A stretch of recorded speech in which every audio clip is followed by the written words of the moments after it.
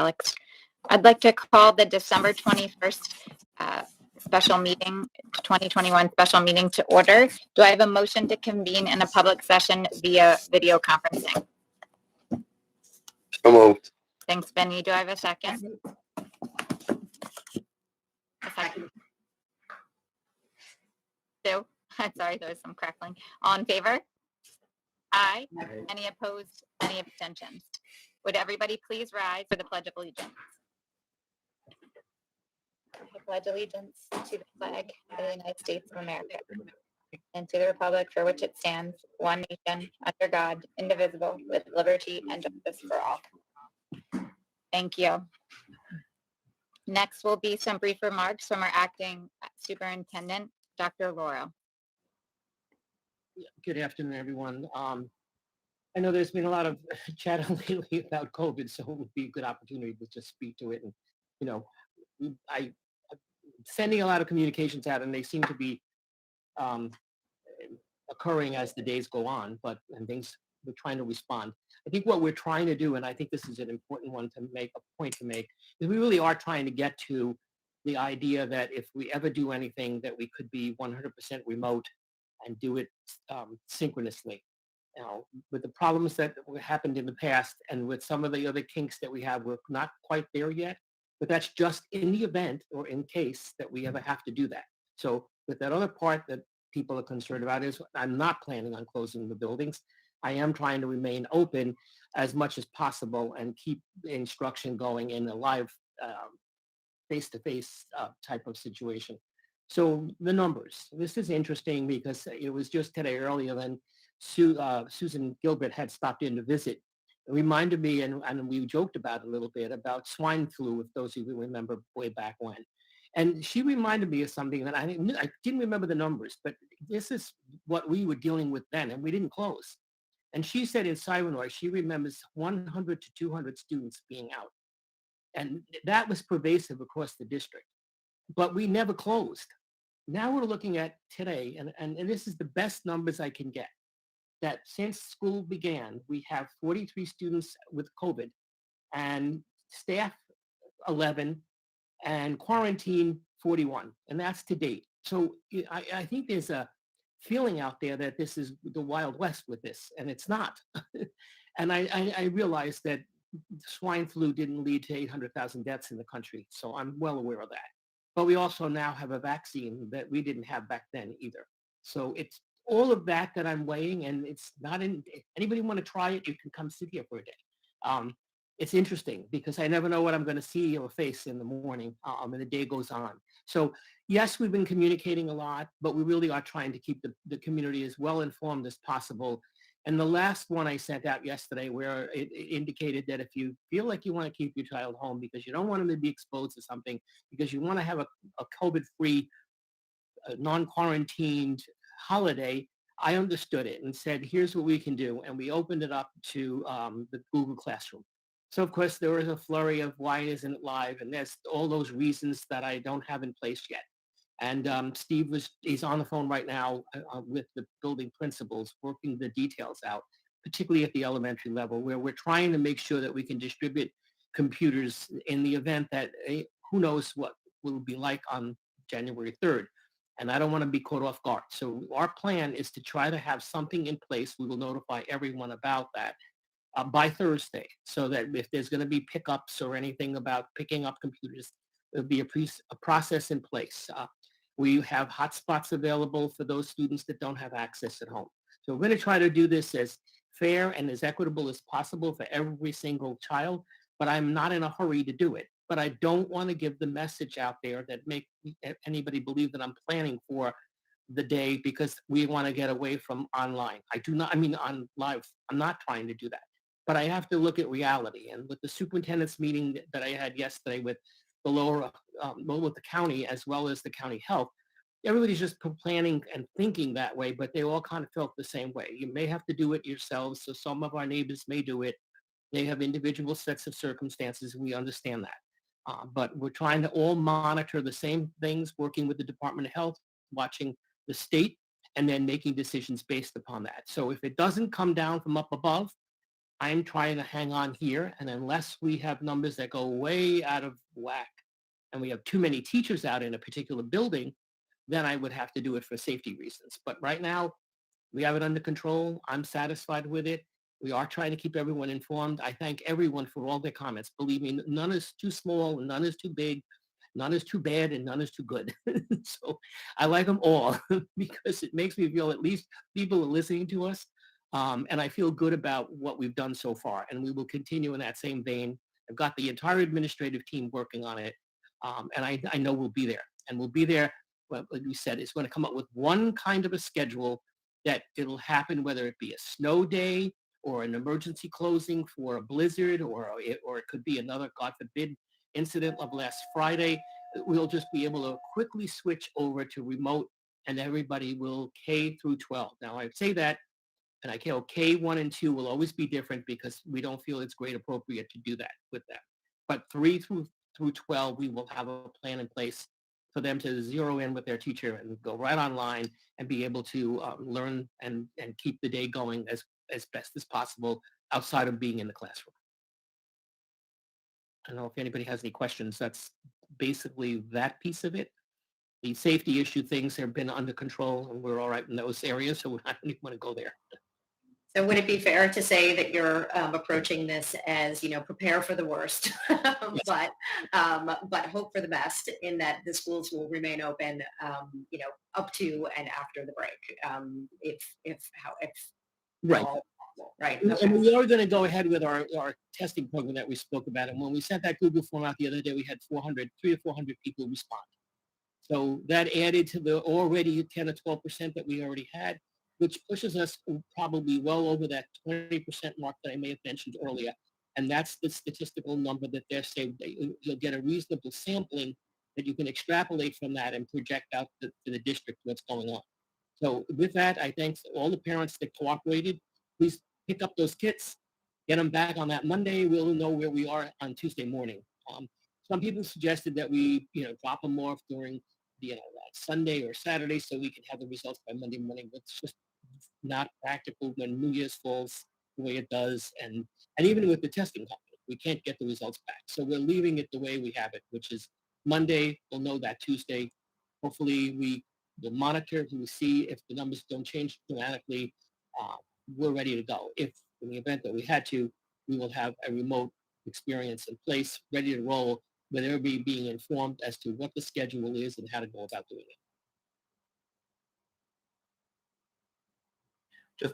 Just to confirm, it sounds like if we switch to remote, it would be either because the state told us we had to, or there were just so many teacher absences that you couldn't operate the schools. Yes, that's correct. Again, I go back to the number of people that we didn't mention, but people have been cooperating, informing our nurses, so we're getting more accurate numbers on vaccines. But the one that I know I can speak to, and maybe this would give some confidence to everyone, is that we know that there's 92% of our staff that are vaccinated. It's much easier to do with that number, and I have more control over that. I can't with 2,800. It's on a voluntary basis, and that information it dribbles in.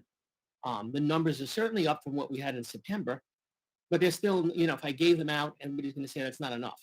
I don't honestly believe that those numbers are accurate. I honestly just feel that we just haven't had accurate reporting back through the nurses to us yet.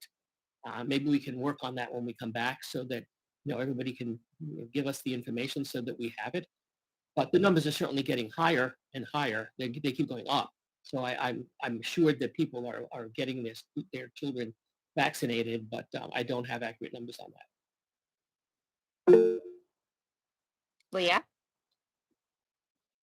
Thanks very much for that, Dr. Lauro. It's that was very clear and reassuring. I have a question about the vaccines. Do we have a sense of whether teachers are getting boosters? Yes, we do have indication that a lot of them are doing that. I don't have a percentage on that one. I don't know if anybody had that. I didn't ask for that. I got the other information. Probably should ask for the boosters or follow up on the boosters.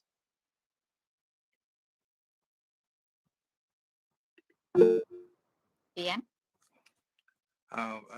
Thanks, Dr. Laura. That was very helpful. I just saw that NYSID just canceled the January Regents Yes. exam. Just got that about a half hour before. I was going to mention that to everyone.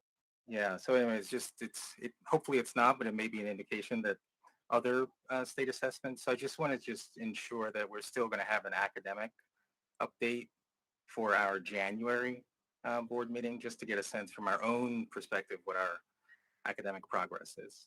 I do believe Steve's in preparation of doing that. Like he said at the last meeting, there's no change there. Great. And the change, and I know that I'll be mentioning that later in the agenda about Cheryl, so I'll be here. I've already talked about meeting with people and making sure that everything's in place for that evening. Thank you. Yeah. Other questions?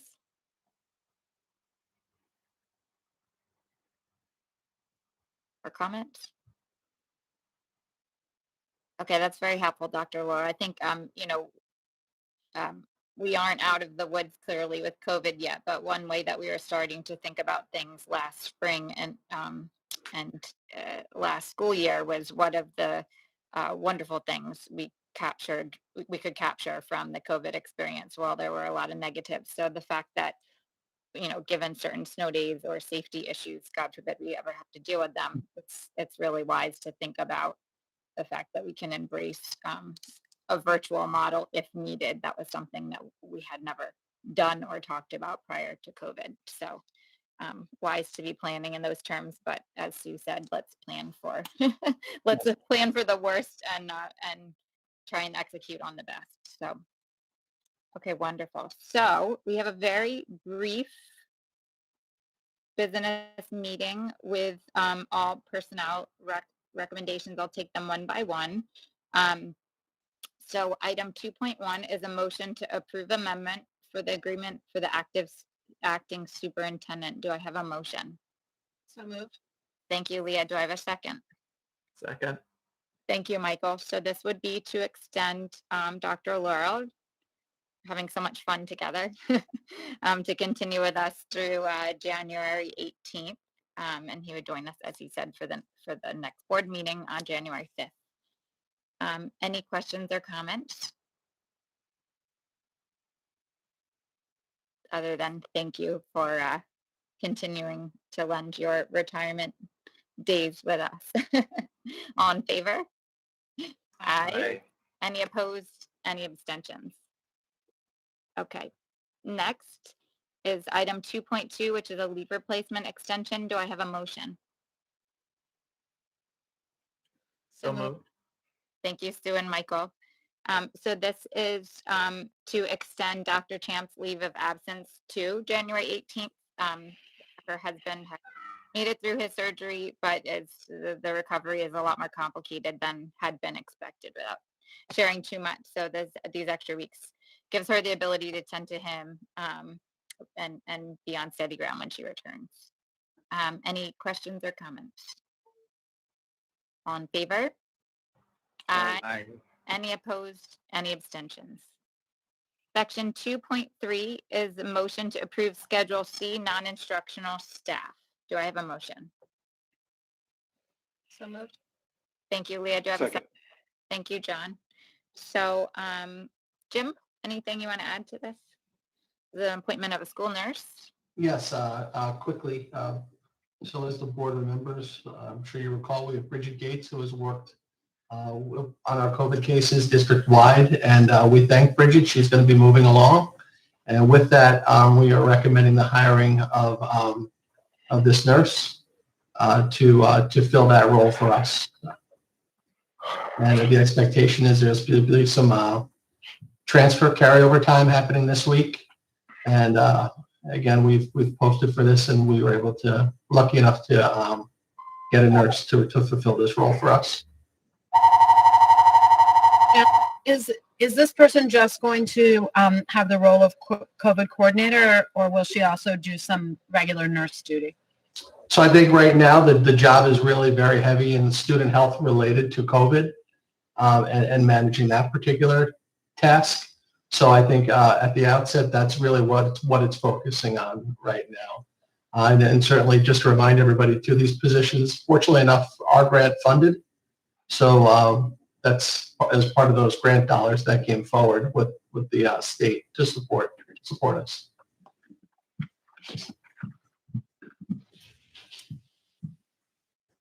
I just wanted to say, I think I saw in one of the weekly district-wide emails, or maybe from my child's school, to just please be patient and understanding when communicating with the nurse and the COVID coordinator, because it's a very stressful and difficult situation for everybody. So I really am grateful that we found somebody to take this role on. No doubt it's a difficult job, Michael. I'm sure you know many people who are contact tracers right now, and it feels a bit like a futile effort with the numbers that we do have. So yeah, we're very grateful that she's been able to join us this week. Any other questions or comments? Okay. All in favor? Aye. Any abstentions? Okay, so next section is communications and comments from the public. Just going to check my email. I have 3 to read into the record. And I will have one of us or Dr. Laura or somebody within the administration will respond accordingly and via email response. So the first one comes from Michelle Sarak. Hello, my comment is in regards to the state of construction for the art rooms in the high school. It's difficult to get supplies as the space is not complete. Storage is a nightmare. Space constraints are limiting the projects and with no end in sight. What is being done to complete this work and assess whether it gives the art rooms the space they need? It is such a great program with excellent teachers. It needs your attention. Michelle, thank you for writing in, and we will get back to you. The next one comes from Kim Espinoza. Dear trustees of the board, the Omicron variant is clearly more contagious than previous variants, and the district needs to treat it as such to avoid a very disruptive and disastrous winter. I am imploring the board to consider a couple of options. 1, mandatory testing to return to school post-holiday break. 2, remote learning the first 1 to 2 weeks post-holiday break, or at the very least, the option for live stream at the middle school, high school level. 3, greater transparency with the district testing program, including the % of students opting in per school and the results of testing. Treating this new variant with the same protocols and safety measures we had in place for various variants will prove to be a losing strategy. Encouraging families to participate in the district testing program that they have failed to participate in the past 4 months does not properly address the seriousness of the situation we will inevitably be in come January. The district took a conservative, better safe than sorry stance as it related to the social media threats of violence. I encourage the same mindset for this very real threat. Thank you for your time and consideration. Kim Espinoza, 390 Washington Avenue. Thank you, Kim, for your time and your comments. And the last one comes from Anna Raff at 437 2nd Avenue. Dear Board of Education, first, at this last board meeting of the year, I would like to express deepest gratitude for the work you and the administration have undertaken to ensure that our students have had a successful first half of the year. Even with the rising number of COVID-19 cases and social media threats, the learning and emotional situation is much improved over that of the 2020-21 academic year. Second, I'd like to express my support for the decision to continue with in-person learning amid the uncertainty that comes with the winter illness season. I'm not breaking any new ground here or telling you anything that you don't already know when I say that the impact of school closures on COVID-19 spread and students' physical wellness is inconclusive, while their negative impact on students' social emotional health, academic achievement, and general sense of well-being has been well documented. As is often the case, the most vociferous are those who are clamoring for a change, while those satisfied with the current state of affairs tend to be silent. On this vital matter, I wish not to stay silent. Third, I wish you all a festive and vibrant holiday break. Thank you. So I agree with Dr. Laura. It's been helpful to get feedback from the community. We've had a lot of emails over the last couple of weeks, and we appreciate getting a sense of where you guys all are and what concerns you have. It is certainly a concerning time. So with that, Leah, can I have a motion to adjourn? Madam President, would you entertain a motion to adjourn? So moved. Do I have a second? Second. Thank you. Everybody's excited to adjourn. All in favor? Aye. Aye. Any opposed? Any abstentions? All right. Have a good evening. Happy holidays. Happy New Year. You too. Thank you. Okay. Thank Bye-bye. you. Thank you. Thank Bye, you. everybody. Bye now.